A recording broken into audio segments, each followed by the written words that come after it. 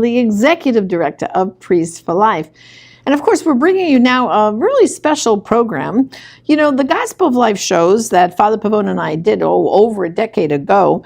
We produced them as the request of Sky Angel. They wanted a pro-life show on their Christian network. And so we produced many of these shows, and so many of the guests that we had on these shows, the stories they gave us, the testimonies they gave us are still relevant today. So today, we're going to bring you another episode of the Gospel of Life. And this one has really a special meaning for me personally, because it's about Dr. Matt Harrison. And he actually is a medical advisor here at Priests for Life. But you know, so many of you have now heard of the abortion pill reversal. And you might wonder, how did that all start? How did that all begin? Well, not many people know. Many of you know of Dr. Delgado out in California, but not many of you know of Dr. Matt Harrison.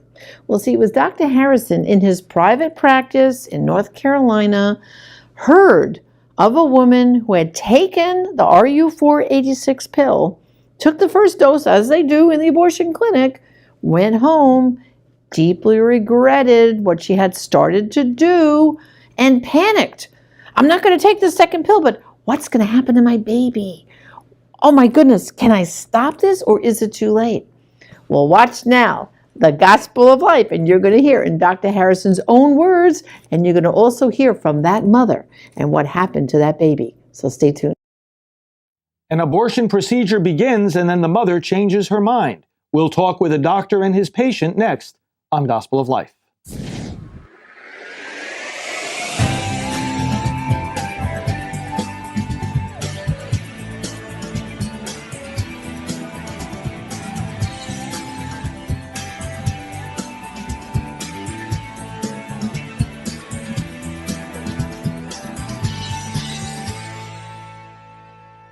Hello, I'm Reverend Frank Pavone, Director of Gospel of Life Ministries. Welcome to our program. We're joined by our Associate Director, Janet Morana, and by one of our medical advisors, Dr. Matt Harrison, who is our guest today from Charlotte, North Carolina. Dr. Harrison, welcome to the program. Thank you for asking me to be here today. Great to be with you. And Janet, of course, we were with Dr. Matt and his family not long ago in North Carolina. Tell us a little bit about your practice and your background. Okay. Our practice is Northgate Family Medicine. We're just north of Charlotte. We're a pro-life practice that also serves some of the crisis pregnancies that we run into. We do have women that come up from the abortion mills, and we offer them delivery services to give them a chance to be able to bring life to their children. Mm-hmm. So it's a really exciting time in our practice. We're growing, and the community is responding and being very supportive. We're really excited about what's going on. We recently spoke about an amazing case that came your way recently, and we want to talk about that today together with your patient who was involved, who's going to be joining us by phone. And this had to do with RU486, and she took RU486 and then changed her mind.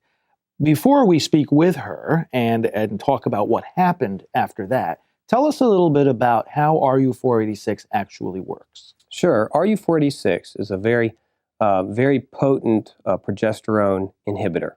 The way this works is similar to the way a key and lock work for just a common door. So you can have a key that can fit into the lock but not turn it. You can have a key that would fit into the lock and turn it. Then you might have other keys that won't fit into the lock at all. So RU486 would be the key that fits into the lock but doesn't turn and unlock the door. So when this is taken by a woman, it does two things. It fits into the lock but doesn't turn the key, and therefore does not have the same effect that progesterone does on the woman's body and developing uterus or fetus. And then the other thing is that it shuts down the woman's natural ability to put off progesterone. And so therefore, the placenta will not develop properly, will actually separate away, and the baby will die. Essentially, the baby is dying from starvation, right? Exactly, yes. And how quickly does that happen? When you say the placenta, doesn't, this is in the first couple weeks of pregnancy, right? Yes, taken? Yes, RU46 is FDA approved to be given under 8 weeks gestational age. And so most women will get it somewhere around 6, 7, 8 weeks of pregnancy. But it works rather quickly within the first 2 to 3 days of taking the medication. And then a woman is given 4 Cytotec pills, which are placed inside the woman that she usually does at home. And this induces labor to expel the new baby. We're going to talk with your patient in just a moment, but you just mentioned 8 weeks or under of gestational age. I mean, we're talking about babies who, I mean, sometimes people think RU486, chemical abortion, well, it's just an unformed mass of cells. No, we're talking here about babies whose hearts are beating, and by gestational age of 8 weeks, I mean, we're talking about most of the organs are already present. I mean, you could see the human form of this child. And just to put this in perspective for the viewers, we're talking about we're not talking about some kind of early microscopic killing of children. Yes, this baby, just like the rest of us, just needs to be nourished and to grow, and that's at that stage. Well, we have Ashley with us on the telephone, calling in from North Carolina. And Ashley, it's great to be with you this morning. Thank you for joining the program. Oh, you're welcome. Now, Dr. Matt, tell us in conversation here with Ashley, what happened when she came to you? Good morning, Ashley. Hey. Thanks for being with us. Thanks. Ashley, why don't you tell us just briefly your circumstances before you went to take RU46, and then what happened just before you came to our clinic? Well, I realized I was pregnant, and I took the test with my boyfriend, and he didn't want me to have her, and he just told me all this stuff like I wouldn't be able to go to school, and my parents would be mad at me, I wouldn't be able to have a job, and I gave in to it, and I actually believed him, and then I went to the place and got the pill, and then they told me that I had to take like 4 more. And I didn't tell my parents about it until like the day I was supposed to take the other pills. And how long had you been in a relationship with your boyfriend? 3 years. And did he come with you to the abortion? No. Okay. All right. So they gave you, so you took the RU486 drug right there at the abortion facility? Yes. Right, okay. Now, Dr. Harrison, usually how many days have to go by before then the patient would take the Cytotec? Usually 3 days. Okay. Now, so Ashley, when you were in the abortion clinic, how did they confirm your pregnancy? Did they do an ultrasound or? Yeah, they did an internal ultrasound. Okay, and did they let you see that? No. Or how about hear the heartbeat? No. Okay. They didn't tell me anything about cardiac activity or anything. All they did was say that I was 7 weeks pregnant and then they could do it. Well, we do know from the documentation from their clinic that they did see heart activity. So then, so you left the clinic and you went home, and then what happened over the next 2 days? Well, on my way home, I was like feeling so bad. I was like, "What have I done?" And then I didn't tell my parents about it because my boyfriend kept on saying everything's going to be okay. We're not supposed to have a baby at this early.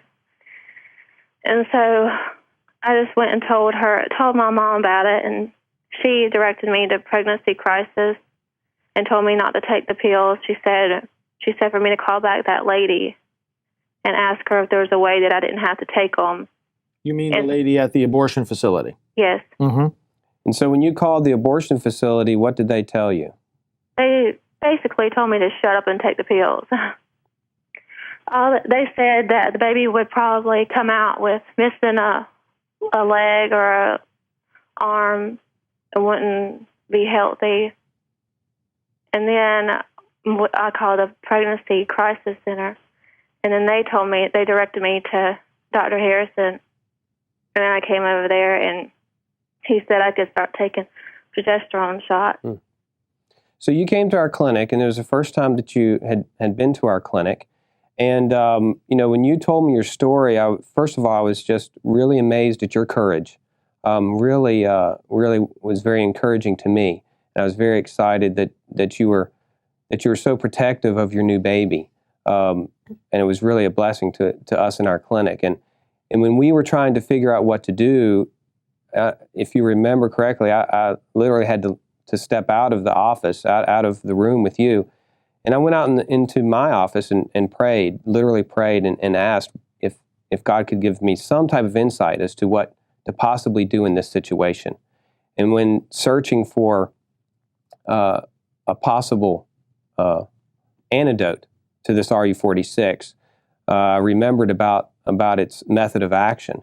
And Danny Holland, who's my partner in the practice, is a Creighton medical consultant certified through Pope Paul VI Institute.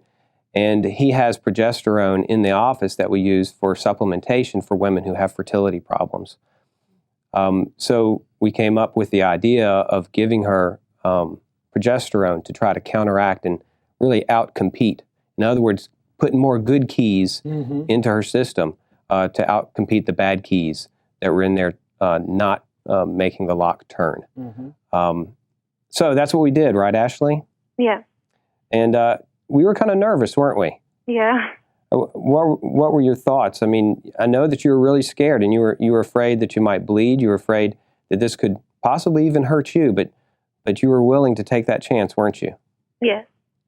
That was wonderful. That is courageous, and because you knew there were risks. And Dr. Matt, this was the first time you had ever encountered a situation like this, right? Someone takes RU46, then changes her mind before she takes the Cytotec and ends up at your doorstep. Exactly. I mean, and it's a very effective drug.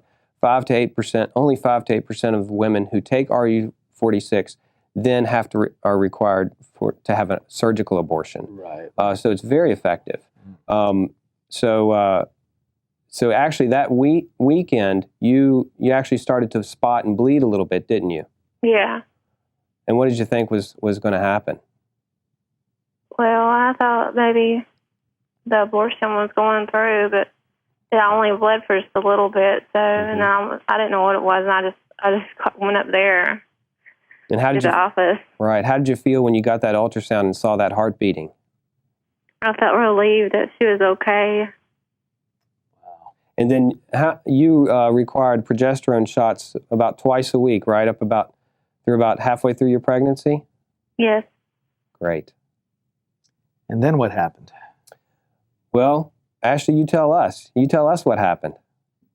Well, then pretty soon I didn't even have to have the progesterone shots anymore because I guess my progesterone levels started going up and going back to normal, and then I didn't have to take them anymore. Ashley, how did you feel the first time you felt the baby kick? I was happy. Because she was moving around, and when I seen the ultrasound, I seen that she had all her legs and arms and feet and hands, and I was just thinking about what that other doctor had said, that she'd be missing stuff, and she wasn't missing anything. Wow. And how did you feel at the delivery? Oh, I cried because I was so happy she was okay. And what's your baby's name? Kaylee. Kaylee. And Kaylee now is how old? She'll be 3 months on the 7th of June. And healthy. And healthy. Healthy and normal. Yes, and actually, Dr. Holland, who actually did the delivery that weekend, sent the placenta to the pathologist to examine it. And the placenta was perfectly healthy. Nothing wrong with the placenta. No inflammation or any of the kind of common things that you might see. Kaylee was perfectly healthy and has been perfectly healthy and is growing and doing everything she needs to do. That is amazing. So it's an RU486 rescue. I mean, this is not really something we hear about very often. Ashley, this is a wonderful thing that you're coming on with us today, because what you're doing by sharing your story is encouraging many other people. You're encouraging other doctors. You're encouraging other young ladies in your situation to have the strength to turn around and to seek help, even when others might be saying it's too late. And I would like you, Ashley, to just take a moment now, talk to whoever might be listening right now to our program, who might be in the same situation that you were. She might be on her way to the abortion facility. She might have already taken RU486. And then that voice inside of her is saying, no, I did the wrong thing. I love my baby. I have to stop. What would you say as someone who's now been through this and whose baby has been born healthy? What would you say to other young women who might be faced with that exact same situation? That they don't have to go through with it, that they just need to go to the pregnancy crisis center, and that they'll point them in the direction of a doctor that can help them. Yes, it's wonderful. Well, we're going to take a little break here, and then we're going to come back with some final thoughts on this beautiful story of a life saved. So please stay with us.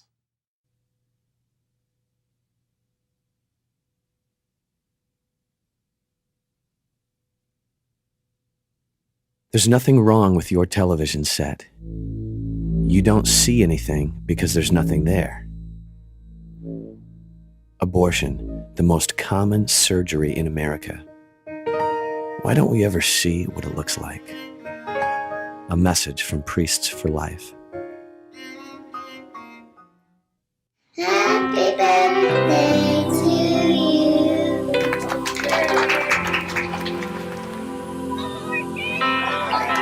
The decision to have an abortion not only affects that moment in your life, Kristen Gordon. it affects many precious moments to come. I now pronounce you man and wife. Please remember, where there's life, there's hope. A message from Priests for Life. Well, welcome back. We've been talking with Dr. Matt Harrison, one of our medical advisors, and Janet Morana, our associate director, together with Dr. Matt's patient, Ashley, and her baby, who was saved from almost being aborted through RU486. A marvelous story that we have heard here. Ashley took the drug in the abortion facility, then changed her mind, did not take the second drug, Cytotec, which would have induced the contractions, but rather went to Dr. Harrison, and now this baby is born and living and healthy. What a beautiful thing. If you notice what Ashley said, though, she said her boyfriend didn't want her to have the baby because it was going to affect her work, her education. She was afraid to go to her mother, right? I mean, those are all the reasons that we say the girls in crisis. That's why they go for, she wasn't claiming her right to choose, I don't want to be a mom, let me just get this RU486. She was nervous, she was upset, she was confused, she was frightened, she was being pressured.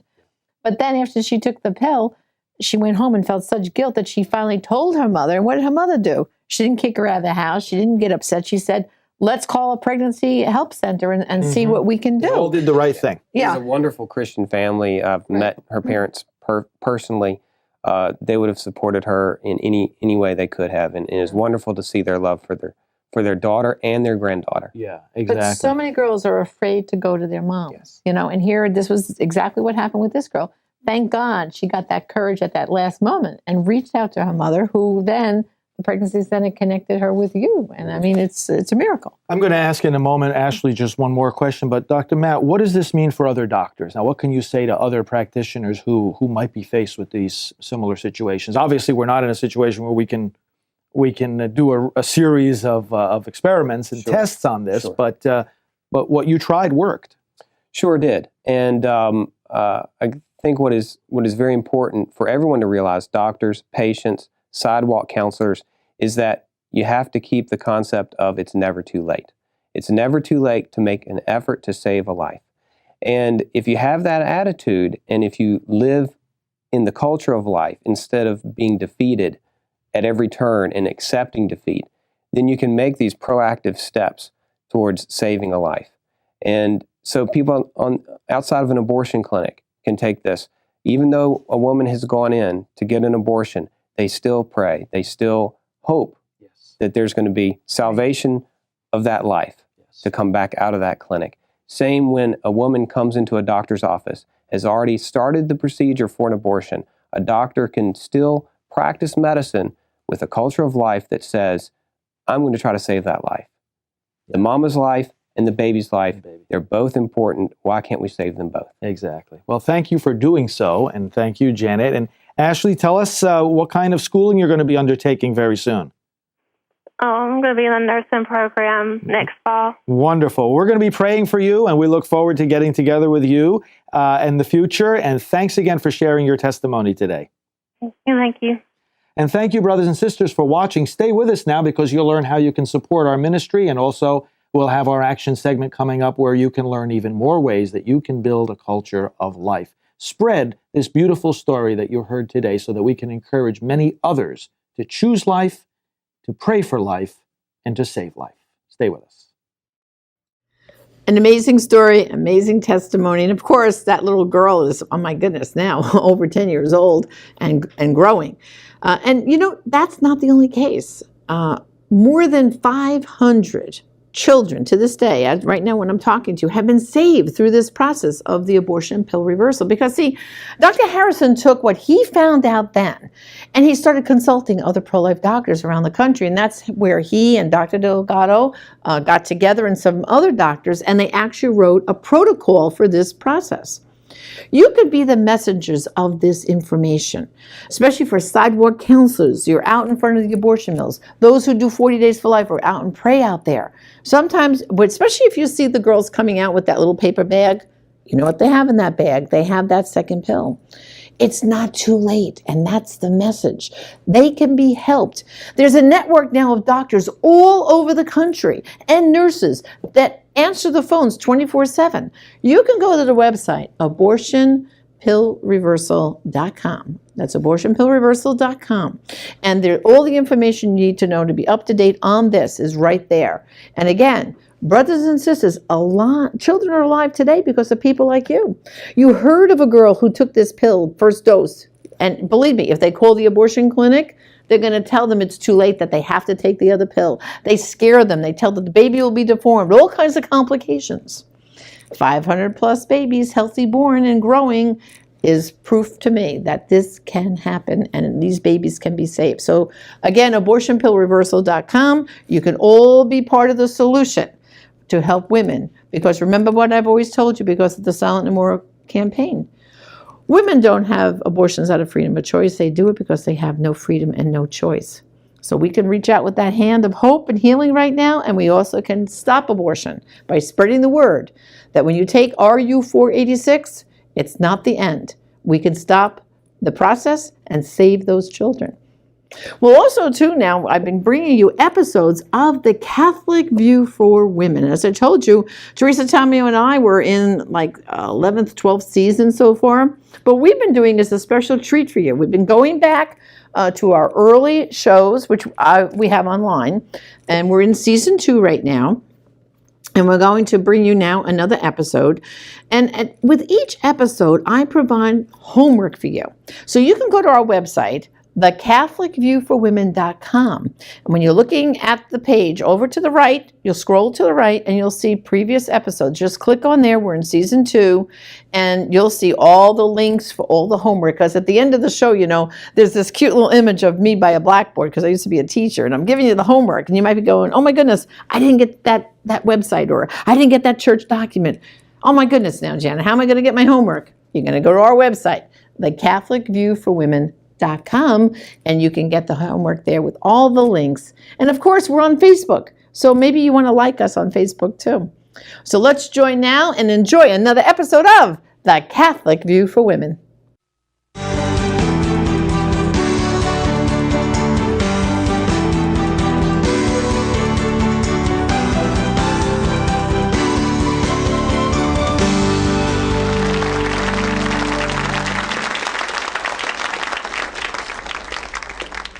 We're so glad you could join us for yet another episode of The Catholic View for Women, news and views from a truly Catholic perspective for and about women, of course. My name is Teresa Tomeo. I'm the co-host of The Catholic View, along with Astra Bena Gutierrez and Janet Morana.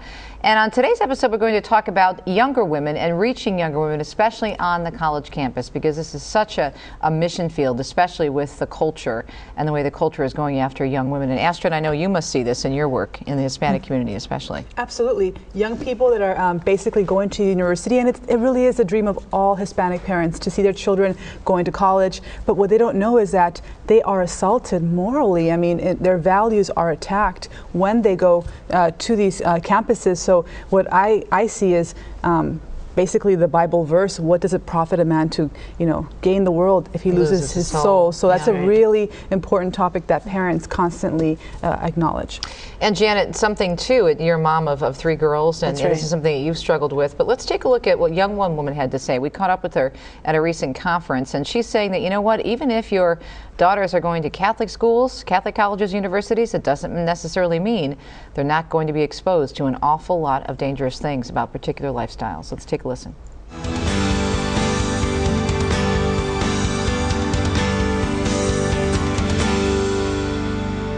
I went to a Catholic college, and some parents do think that just because your kid's going to a Catholic school that bad things don't happen. It's not the typical party life, but that's a misconception. There's definitely, the same temptations, especially for females on Catholic campuses. There's sex, there's drugs, there's alcohol, there's partying, there's all that kind of stuff. I think it's really important for women in college to really just kind of have something to ground them. I didn't really get into that stuff because I did have a pretty grounded faith.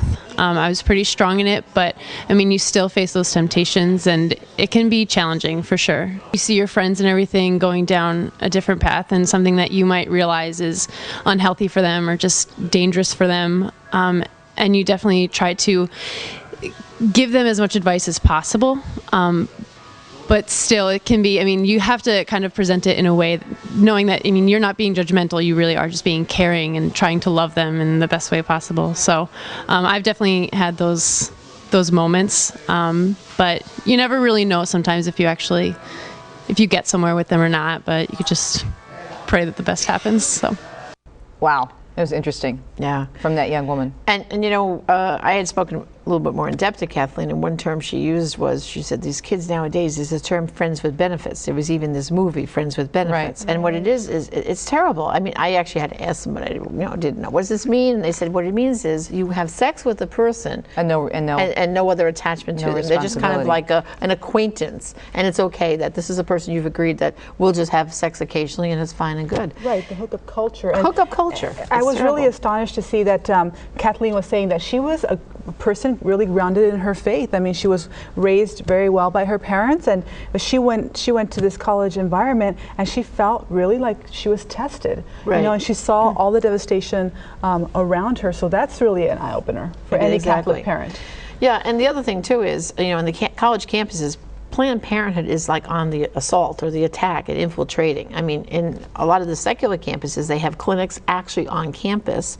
And when they're not actually on campus, they recruit, as you know, college students to kind of get people involved. And if you know someone who needs an abortion, you bring them down to the Planned Parenthood up the street.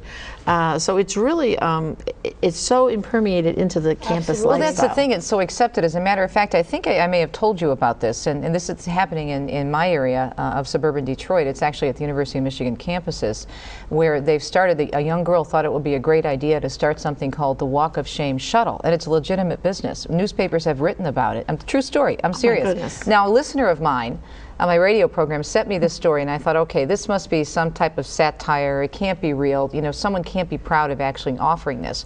But what this girl decided to do was, she was noticing that a lot of her friends, and we'll keep it clean because this is a family network, who were having a night on the town, so to speak, were having to walk home alone the next morning. And she felt badly for them, so she says, I'm going to start a college cab service for $5, and then she also gives them, not only offers them a ride, but she also gives them a coupon to an abortifacient and a high five. That's what the ad says. And it's been written about in several different newspapers. And the thing that really got me, ladies, is that none of the writers, and as a journalist I'm thinking, you don't ask the question of, gee, what kind of a dangerous situation are these girls putting themselves in? First of all, obviously, sexually transmitted diseases and promiscuity and everything else. But why wouldn't you start something to encourage them not to go that route? Right. And yet this is, and all the newspapers were praising this woman, calling her the new young entrepreneur, comparing her to the founder of Facebook, the people who founded, the young men who founded Facebook. And I'm thinking, nobody is talking about the objectivity of women, objectification of women, promiscuity, the dangers out there. This is something that is being hailed as a great business idea. Can you imagine that? True story. But the colleges really are places that worship at the altars of secular humanism, and Planned Parenthood really does permeate the curricula of these universities. The culture of death really is present there. And I'm having some conversations with a young woman right now who was in a crisis pregnancy last year at a major state university in California. She told me that she really wasn't sure, like any college student, she was a little nervous, but she wasn't sure what she wanted to do.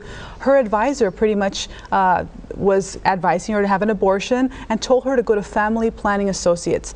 Family planning sounds wonderful. She thought, well, they'll give me the option to be able to have my child. What she didn't know is Family Planning Associates is the biggest for-profit abortion chain in Western United States. So she ends up at Family Planning Associates. Before she even gets asked what she wants to do, she's sitting in a stall about to be prepped for an abortion.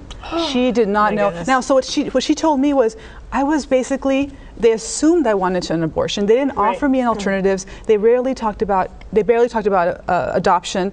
There are no resources on my campus, very little for moms. And so they assumed the only thing I could do was have an abortion. Well, she got up and she left. Thank God that she was assertive and she But how many young women are assertive are like not that? exactly, who assume maybe they're right. This is probably what's best for me. So Lila Rose has uncovered this as well in her work at Live Action about how the abortion industry, the culture of death, is so prevalent in these universities, and astonishingly enough, sometimes Catholic college campuses also have some of these resources. Right.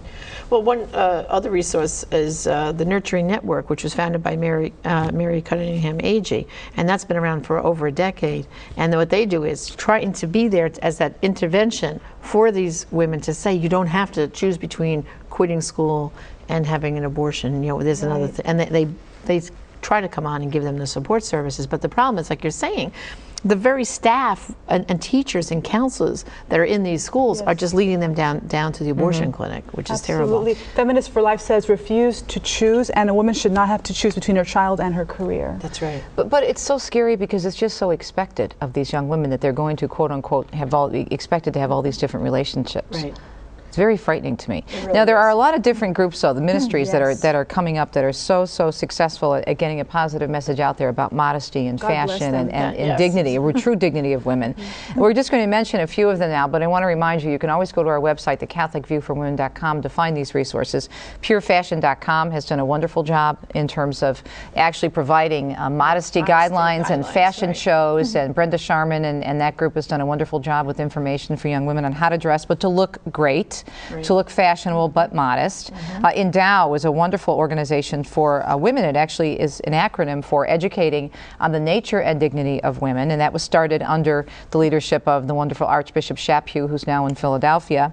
Focus, of course, is a fellowship of Catholic university students, and that's a wonderful ministry that ministers to both men and women on campuses. And then the Cardinal Newman Society, and we're going to hear an interview with someone who works at the Cardinal Newman Society at a college campus in New Jersey when we come back. And then chastity.com, you're familiar with that website. The New Sexual Revolution, which is led by Kristalina and Jason Everett, and the wonderful work that they do. These are answers, these are places where people can go and get real answers to their questions. Well, we're going to take a break in a minute, but again, I just want to remind you that you can go to our website for all these resources, CatholicViewForWomen.com, and really want to encourage you to check these things out, because we've done a lot of research ourselves and vetted these organizations. I've interviewed many of the people involved. I know that you have had, both Janet and Astrid as pro-life activists, have had involvement or at least contact with these groups, and we know there's a positive alternative out there for young women. But it's so sad to me that they get caught up in this lifestyle, and there's another way, and the way, of course, is the way of Jesus Christ. And we'll come back on The Catholic View, and we'll talk to Mary Kaminsky. She is in the trenches with young women on the college campus, and we'll share her interview when we come back. Stay tuned.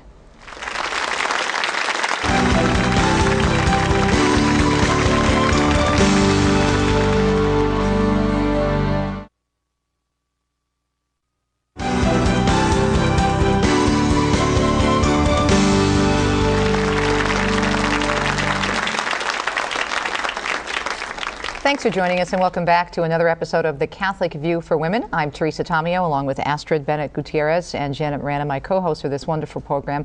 We're talking about reaching Catholic women. In particular, in this episode, we're trying to concentrate on Catholic women at the college level, which is a very vulnerable time of a young woman's life because they get out of the home and they go off to college and they're exposed to all kinds of things, even sometimes if they're at a Protestant or a Catholic university or college. Now, in just a minute, we're going to show a very good interview that I had the chance to do with Mary Kaminsky. Now, I know Mary from the March for Life and Silent No More, right. And you know her a little bit more than most about Yes. a very interesting journey that she's been on back to Christ. Yeah, Mary actually, the reason why she has such a heart to work with young women on college campuses is because she herself, when she was in high school, she was 17, was, sleeping with her boyfriend.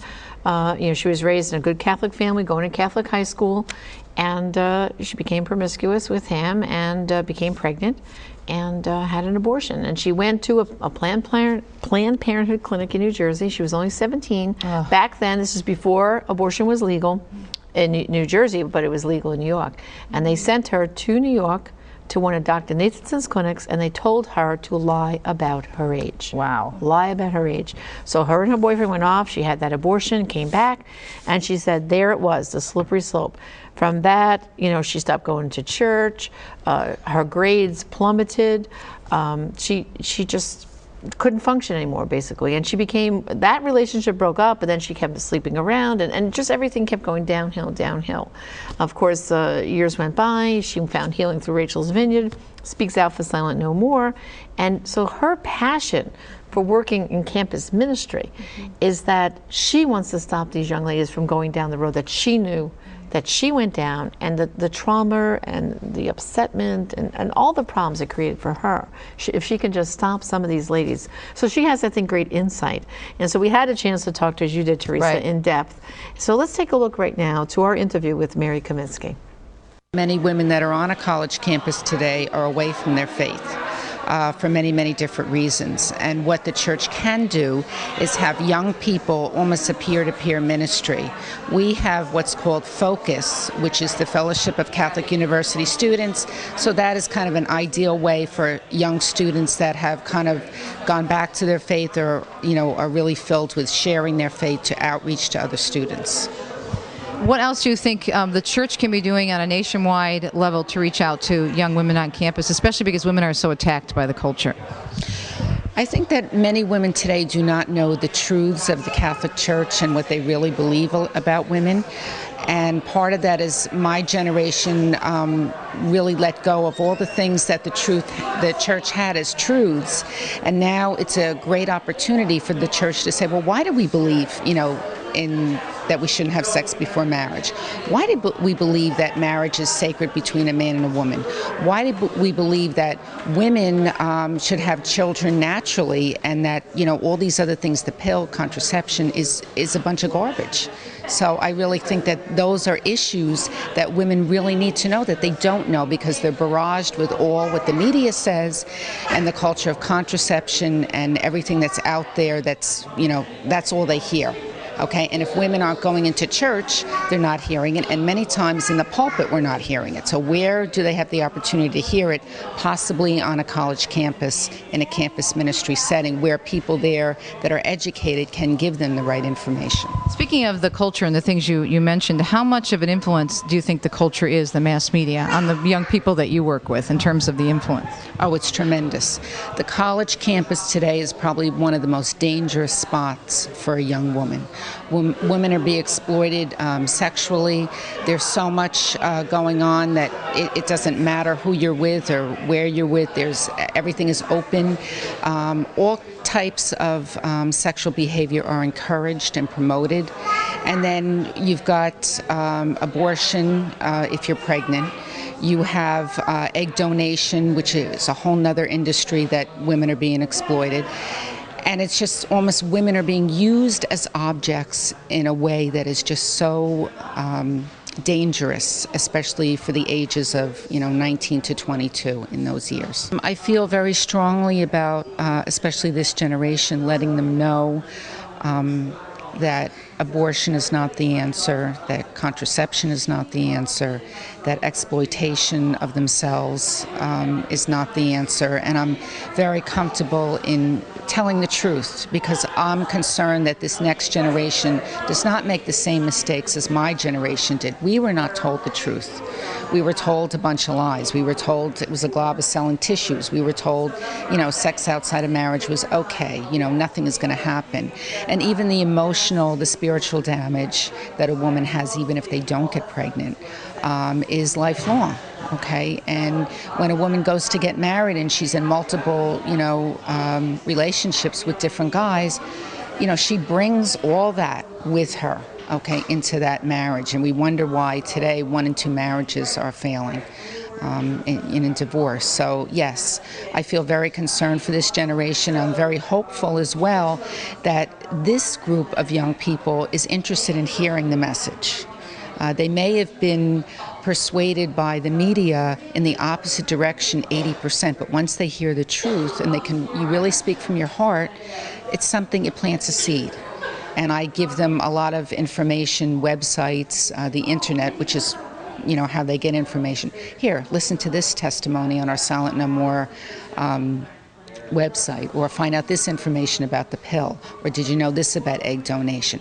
I said, listen, my story is my story, but go out and find the truth. It's all out there.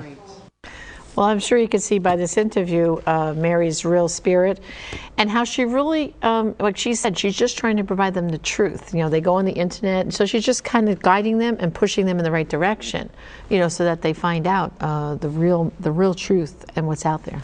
Yeah. And she works with a lot of groups that she mentioned in the interview that you're familiar with, and we talked a little bit about before the break. And one of them, when we talked about, we didn't mention Love and Fidelity yet, but there's Love and Fidelity, and also the Ruth Institute, which is run by Dr. Jennifer Roback Morse. Tell us about what you know about these organizations, Astrid. Sure. Well, first of all, I want to mention that I went to 2 secular universities, UCLA and UC Berkeley, and I know firsthand what it is to be in these places, think you know what you're doing, and can be completely lost. And then to be blessed by a group, a student-led group, that brings you back to the truths of the Catholic Church. When I was at UCLA, I met a group called John Paul II Society, led by a group that was from the Opus Dei. And they taught me my faith, and I was so blessed. After that, I never looked back. And what's amazing is some of these groups are popping up in the most unexpected places. This young woman, her name is Cassandra Hoff, she began a group called the Anscombe Society out of Princeton University. And people might not know this, but Princeton is a secular university, but they have a wonderful professor like Robert George who's teaching there. Incredible, Robert George, yes. Unfortunately, they also have a Peter Singer, but anyway.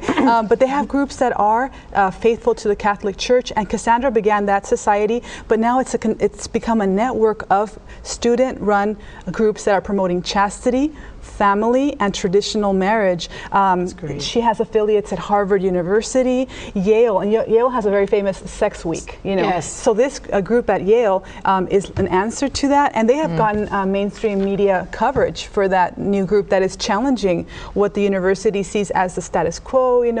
That promiscuity and all of this should be normal. Well, they're saying, no, we're tired of it. We are suffering the ravages of the culture of death, and we want to propose something different, something radical. So they are really making a buzz in these places. So if somebody listening to us wants to maybe start a group on their campus, loveandfidelity.org is the website. They also have a blog where they can find, if there's already a group on campus, you can join it or you can start a group, and Cassandra basically is helping to lead all of these different groups. And they're also on religious campuses as well as secular universities. And then we also have the RuthInstitute.org, which is run by Dr. Roback Morse, and she's done a lot of great work with university students, and she has an outreach called Making Marriage Cool. So we know right now marriage is being attacked left and right. All over the place. Well, she provides answers not only from the faith perspective, because she is a revert to the Catholic faith, but also reasons that have nothing to do with religion, but just basically saying that marriage is good for society. It's common sense. Common sense, exactly. Not only the marriage teachings of the church, but our teachings on sexuality. That's right. You know, I love Archbishop Chaput. I've mentioned him a million times. He endorsed my book, Extreme Makeover. But in his book, Render Under Caesar, which is one of my favorites, which I think every line in that book is highlighted. That's a great resource. We should put that on the website too, Render Under Caesar by Archbishop Chaput. He says that Catholics should never be afraid about engaging the public square, because everything the Catholic Church teaches is about the dignity of the human person. Every person, not just Catholics. And it makes such good sense. Especially in the university campus. It's supposed to be a marketplace of ideas. Right. So Professor Robert George is saying, you know, why can't we bring this into the conversation as well? And Dr. Roback Morse, she wrote a book called Smart Sex, which basically goes into all this. Every university student should read this. Everyone should read it. And she says, in an interview, she said she wanted to call it dumb sex, but she decided, well, that won't sell too well, so I'll call it Smart Sex. Definitely read that. And of course, the wonderful resources found at chastity.com, which is Jason and Kristalina Everett in their ministry, is wonderful for college students. And they have a great book that I think especially young women should read called How to Find Your Soulmate Without Losing Your Soul. You will be blessed by that book. Everybody should get it and give it as gifts. And they actually have a special rate if you buy bulk, really, really inexpensive, to give these. So buy bulk and rent a helicopter and then drop them all over the place. Amen. I mean, seriously. Don't you feel like you want to do that sometimes? Absolutely, absolutely. You know, a project that Father Pavone and I did back when he was my parish priest is we did something like that. We bought a bunch of pro-life books and we donated them to every public library on Staten Island where he was my parish priest. And guess what? They took the books. So sometimes you think they don't want the materials. Sometimes you have to just offer it to them and they might take them. You know? I think the problem is that people automatically are thinking, because of the culture, if you look at the media, if you look at everything we're bombarded with, that it's expected of them. I remember Dr. Pia de Saleni, a moral theologian, saying once on my show that she was approached by a young college girl after she gave a talk on chastity and church teaching on modesty and whatnot. And the girl came up to her and said, "You're the first person," and she was Catholic, "that ever told me I didn't have to have relations with my boyfriend." Right. Wow. She never heard that before. She automatically assumed that she had to have sex outside of marriage, at least with her current partner, if not multiple partners. Well, you know what one young person said to me? Well, you know why we have to have multiple partners before we get married? I went, why? And I said, well, how do we know if we don't like it, if it's going to work? You don't want to be with them forever if you don't like it. I was like, what? And they act like they're trying on a pair of shoes, like see if it fits or not. Right. Well, and it's like it's just the mindset. It's so it's infuriating. And it's in the universities. It's being taught. We think it's just some outrageous thing in the TV. No, it's not. Being taught by college professors. It's the culture. You know, the story that I told you before the break, the walk of shame. Everybody thinks this is a great idea. Not one, and her parents are helping her with this business. That's even worse. That the parents are helping. They think it's just so creative. Terrible. You know. But you know what? This all stems back to me going back to Amana Vitae. Yeah, contraception. Contraception, and that document was not just about contraception, but all of this sexual promiscuity, what it would do to women, what it would do to women, society. You know, Pope Paul VI had it right all the way back in 68. And what we're doing is we're seeing the results of ignoring, of not following right now. We're just paying the price 1 minute after the next. Well, unfortunately, we're running out of time, and we have so many resources, though, to offer you for this show. And we really, one of the things that we do, as I said earlier, is try to find good resources to where you can go and get this information and download it for yourself. So again, just a couple of things we mentioned: purefashion.com, endowgroups.org, focusonline.org, cardinalnewmansociety.org, chastity.com, loveandfidelity.org, and the Ruth Institute.org, as well as Jason and Kristalina's website, chastity.com.